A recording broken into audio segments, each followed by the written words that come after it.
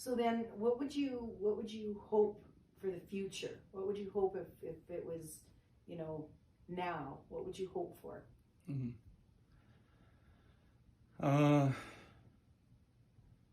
I guess right now it's going to take a long time before they do get down to where they need to be in the mining company. So they're not even there yet.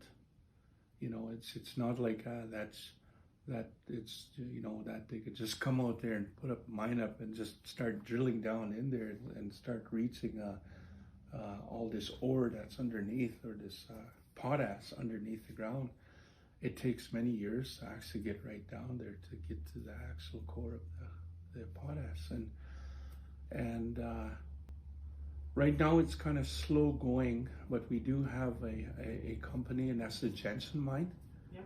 That's the BHP Billiton. Yep. Jensen mine, and so they're in the process of still drilling down to the ore, and we do have people still working in that area, you know, working within the buildings and things like that, and also with the mining and security and stuff like that. So we have a little. And that's Courage that also runs BHP, right? BHP, yeah. Yeah. Courage Bear, yeah.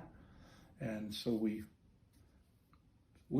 come up with a good relationship within the group. So, and then they were saying that, you know, it's going to be, there's going to be a lot of openings for a lot of our people. So, and we're, you know, I guess the hopes that I have is seeing a lot of our young people educating themselves as much as they can into, you know, whatever it takes to actually work within the mine itself. You know, because a lot of our young people will probably be needed in the future to come. So we always try to look to the future of our young people. So looking to your young people for the future and educating them to be part of the process. Yeah, yeah.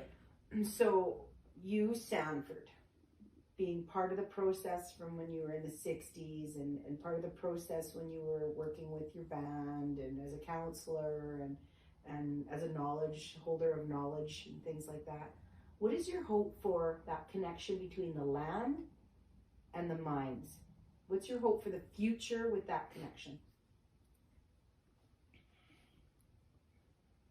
I think just basically we had talked with the mining company and making sure that everything was, you know, is not to create anything that would bring sickness among our people, and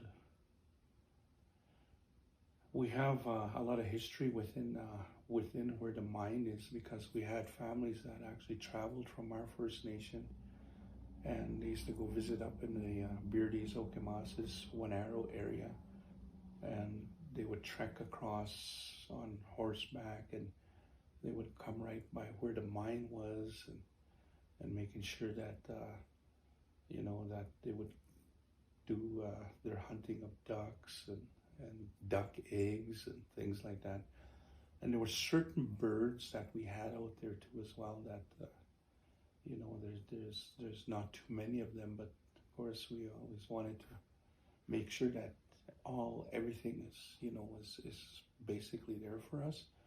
So and when we talk to the people, you know, if you're going to be digging, you're going to utilize our services before you even put a shovel in the ground. We have to be a part of that for our prayers and things like that too as well.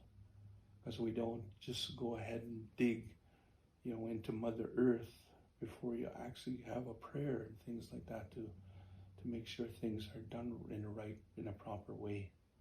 So that's what we said. And then if your mind goes down within, you know, many years to come, we also want to make sure that there is a cleanup that is done, a part of that. We want everything put back the same way that you had when you first came in. So these are some of the things that our consultation was with them.